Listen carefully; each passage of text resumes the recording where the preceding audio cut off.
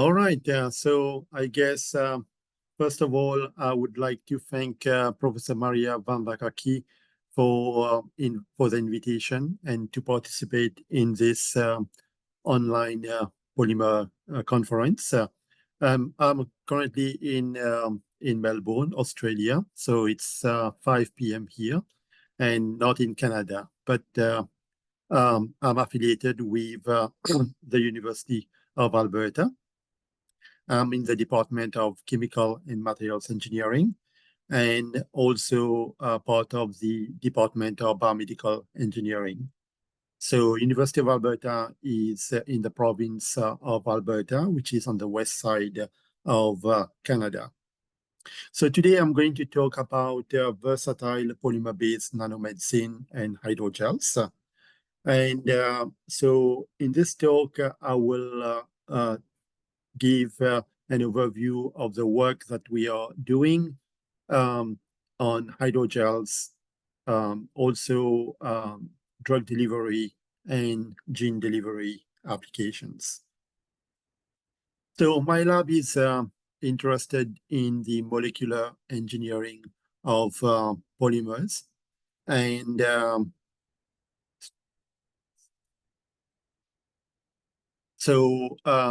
really, we are using control free radical polymerization, but also we use conventional free radical polymerization as well.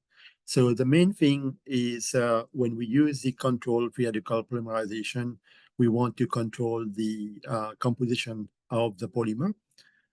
So this is very important, especially we focus a lot on biomedical application. And so it is important to have a material that is safe and non-toxic. We can also control the architecture, so we can make block copolymers, statistical copolymers. We can control the molecular weight, and we can control the molecular weight distribution. All these are the main parameters we consider when designing our polymers. They have significant impact on the chemical, physical, and biological properties of the materials.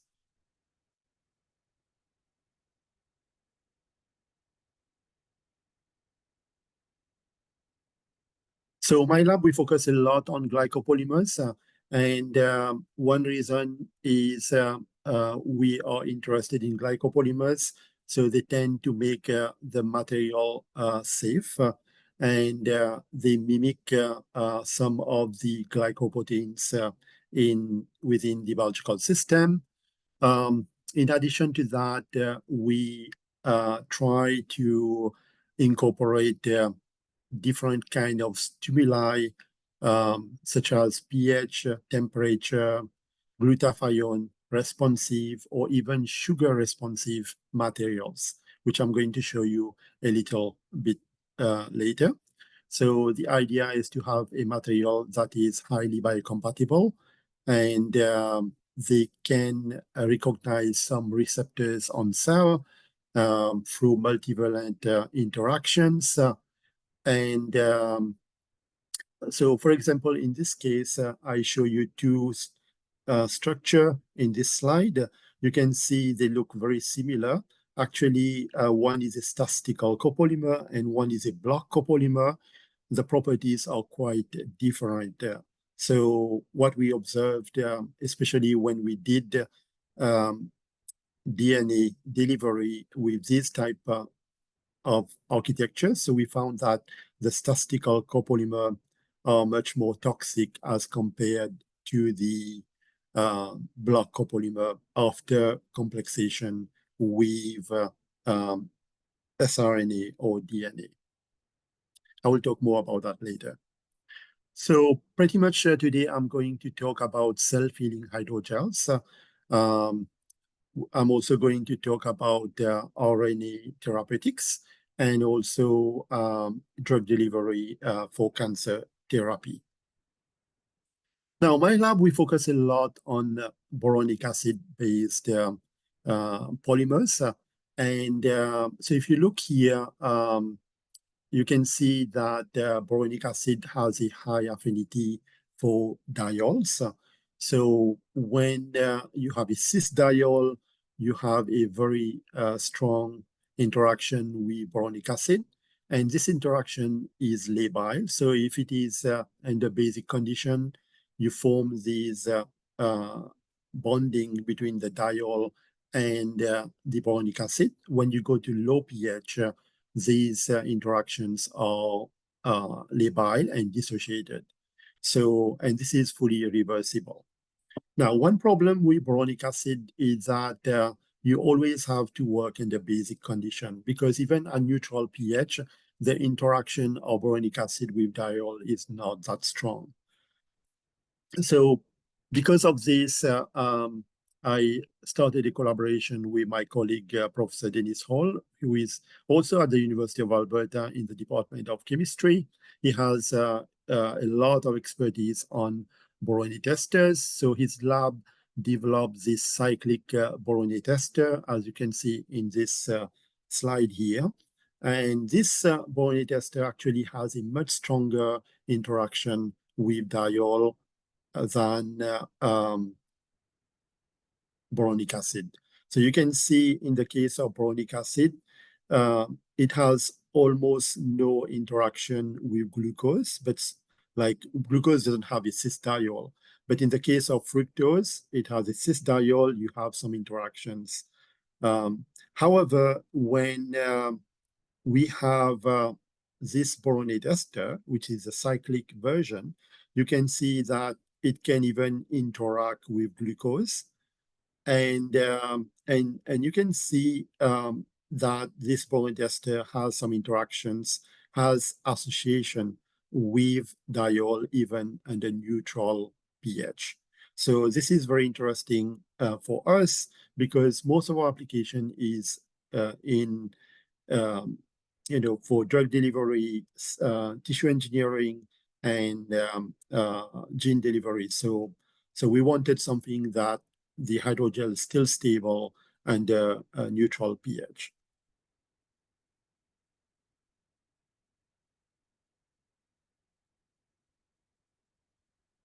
So this is, so once you have formed these boron ester diol interactions, so as I mentioned, so these are reversible. So you can, by changing the pH, you can dissociate those interactions and reform it. So you have a material that is self-healing. So not only that, these diols are this diol and boron ester interaction is also pH responsive. So by changing the pH, you can dissociate or reform those interactions. If you add a large amount, so once you have formed these gels, for example, you add a large amount of sugars to the gel, this will compete with the diol and will break those interactions, so your gel will fall apart. And finally, these interactions, the boron ester is ROS responsive. So, for example, H2O2 hydrogen peroxide it will degrade. In this case, it is not reversible, but it will degrade the interaction and break those bonds. So the first type of polymer gels that we made, which is self-healing and injectable, is simply by free radical polymerization. We use acrylamide, a glycomonomer, and this boron ester monomer.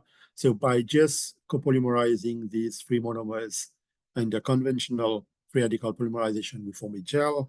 This gel is injectable, rebuildable, so you can reform it. If you cut it in half, you put it together, you can reform it, and it is also self-healable.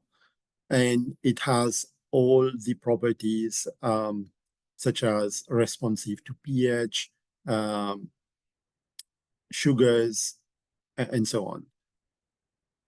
So, so the next type of boron ester based hydrogel we made here we use a different strategy. So we used MPC, which is a very well-known monomer.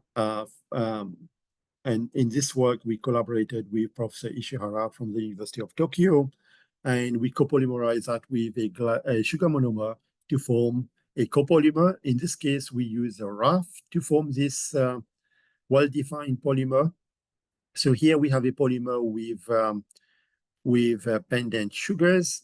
And then we also made MPC with this boron ester, and we form another copolymer. So in this case, the strategy is a little bit different from the previous one I showed you. So by just mixing those two rough synthesized polymer, we can form a gel.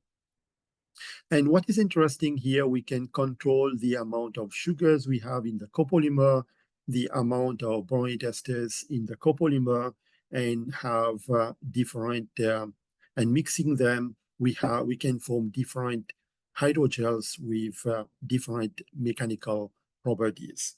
So this work was nicely done by at that time, my postdoc, Dr. Chen, and who is now a professor in China. So we did a lot of mechanical properties. We also look at the microstructure via SEM. And as I mentioned earlier, so we can change the amount of sugars in the copolymer and change the mechanical properties, as you can see here. And these properties also dependent on the pH of the gel, like the solution within the gel. So I have also a video to show you that this gel is injectable. And so it has very good cohesion, like, so when you inject it, right, it doesn't fall apart. So between the polymer chain, so you have good cohesion of the polymer chain. And it has also very good adhesion.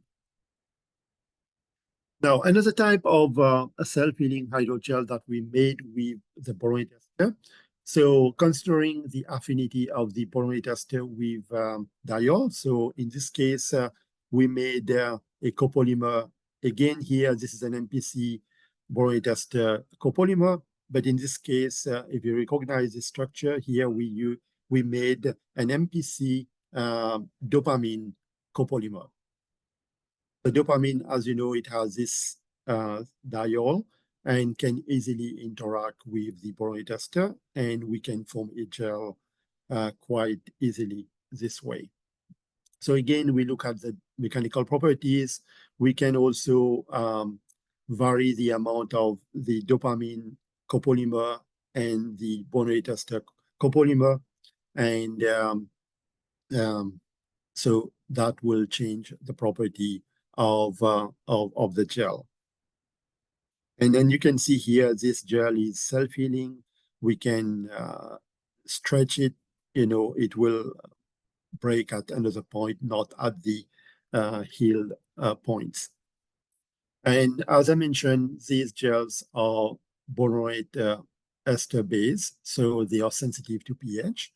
So they are sensitive also to sugars. So in this case, what we did is we take the gel, we incubate it with fructose, and you can see it will compete with the dopamine residues. And so if you have an excess of the fructose, so it will displace completely the dopamine, and hence you break the gel apart and you form a salt. And we have also looked at the encapsulation of cells, and you can see most of the cells are alive within this scaffold. So next, I'm going to talk about the protection of DNA, mRNA, siRNA, using a polymer-based system. So as you know, DNA or nucleic acid are very difficult to deliver. They need a carrier. And as you know, in the case of the COVID vaccine, which is a mRNA-based vaccine, and it has been delivered using, lipids. So my lab, we focus more on polymers. So in our lab, we focus on developing new polymeric system to deliver DNA, microRNA, sRNA, and mRNA. So what is important is we need to protect those cargo since they are very sensitive to degradation by nuclease. So you want also to get the nucleic acid inside the cells, and you want the particle also to be stable in complex biological fluid so that it is delivered to the target tissues or cells. And you want also an easy internalization within the cells. Very important is you can easily complex mRNA, sRNA, or microRNA with cationic polymers, but the problem is most of the time is the unpacking of the cargo. So you can deliver it into the cells, but releasing the cargo is always a challenge. And finally, you want also a polymer that is non-toxic, non-immunogenic.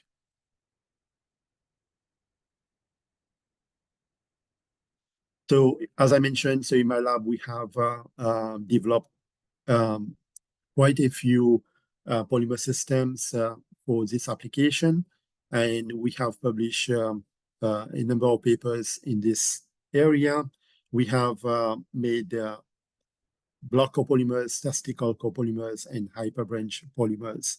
So the hyperbranch polymers are the most effective, what we have seen in delivering plasmid DNA and also sRNA. So in this work, in this presentation, I'm going to give you two recent examples of polymer we have made.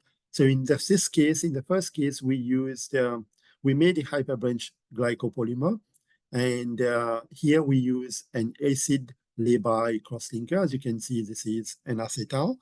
And so once we have formed this hyperbranch glycopolymer via ATRP, we complex it with an EGFR siRNA, we form the nanoparticle, and we look at the cell uptake, gene knockdown, and release of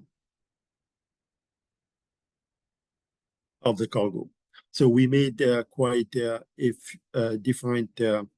few polymers, and we did test the cytotoxicity with different concentrations. And as you can see, most of the polymers can easily complex with the EGFR siRNA. And if we look at the Western blot here, so here we are looking at EGFR expression is overexpressed on HeLa cells.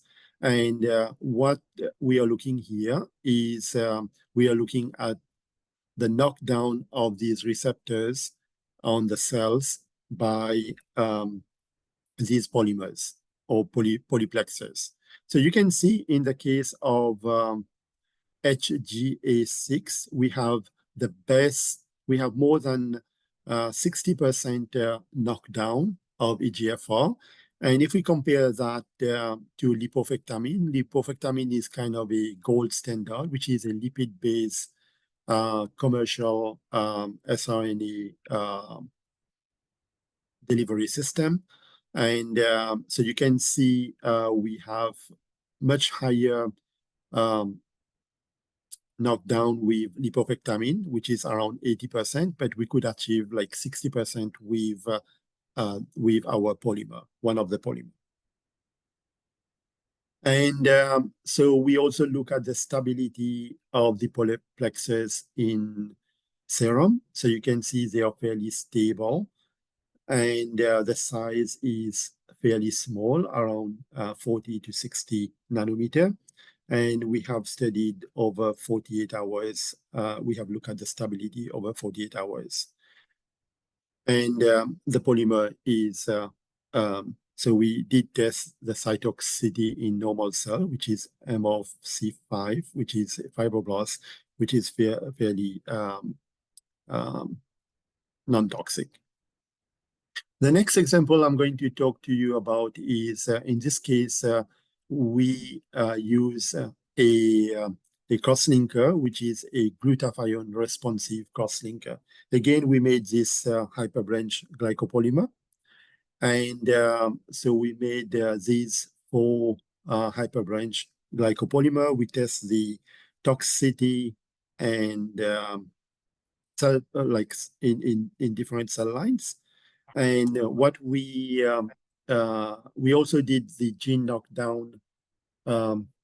So in this case, you can see that the HRRP2 hyperbranch glycopolymer is very effective, and we can have up to 80% knockdown of the EGFR receptors in HeLa cells.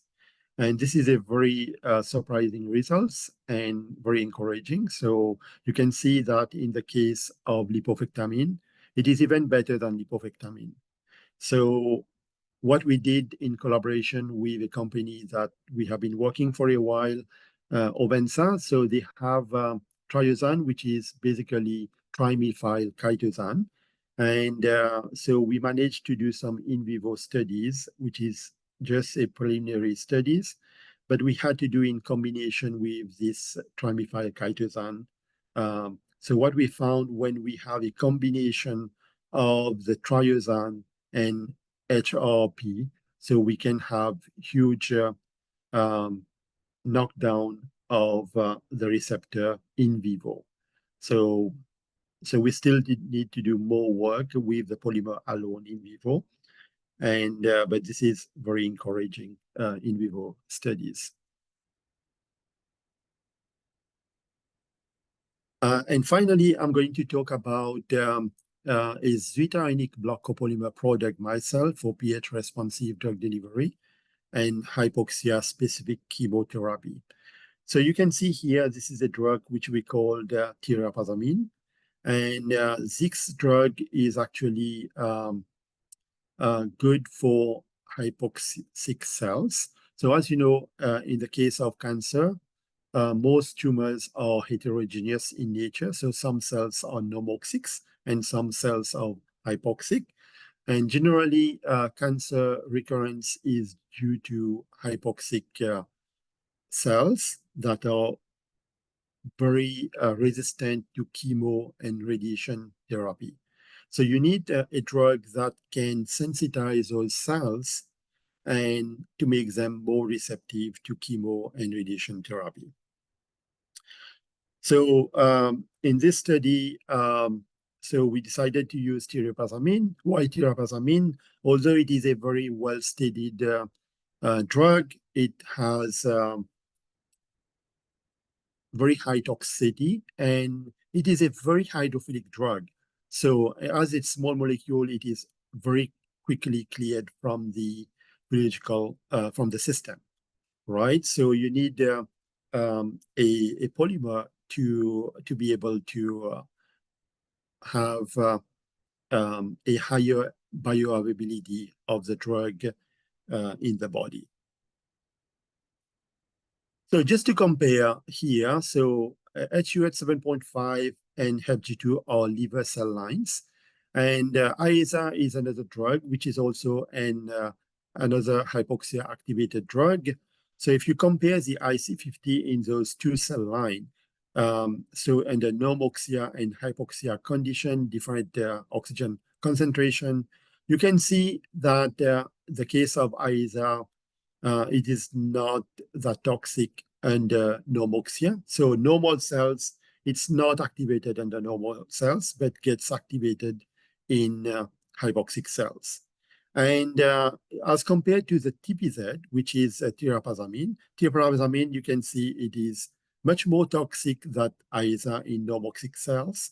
And the hypoxia, it even more toxic, right? So here it can kill, you can see that it can kill both normal and hypoxic cells. So that's why there's a need to conjugate this drug, which is very potent, but you want to conjugate it to a polymer to make it more bioavailable and only toxic under hypoxic cells, right? So this is just a scheme to show you how we made the polymer. So first we made the MPC macros CTA, we copolymerize that with DEGMA and a monomer, an aldehyde-based monomer, so that we can conjugate the tirapasamine. This is a modified tirapasamine. So you can see we have modified the amine on tirapasamine, which is quite unreactive. So it's quite difficult to make this conjugate. And but eventually we were successful and conjugated to this polymer. And this polymer can form very nice micelle and nanoparticle if you want. And the nanoparticle is around 13 nanometer. And we look at the drug release at different pH. As you know, this is a shift-based imine system, so it is sensitive under acidic condition. So you have more drug release and the acidic condition. And we evaluated the drug under hypoxia and normoxia. As you can see, under normoxia, the drug is not that toxic, which we want. You want the drug to go to get activated in hypoxic cells, that is cells with low oxygen, and gets activated and kill the cell or make them more receptive to radiation therapy. So we did HeLa cells and HepG2. So in both cases, we can see that in the hypoxia, the prodrug is much more toxic. And we also look at the uptake of the drug and the micelles in the cells. So in the case of the micelle, the micelles stay longer in the cells as compared to the drug alone. So I hope I have given you an overview of the work we have done in our lab. And I will, before I finish, let me acknowledge the students and postdoc who has been working on those projects, and also the funding agency for supporting the research in my lab. And thank you for your attention. I'm happy to answer any questions.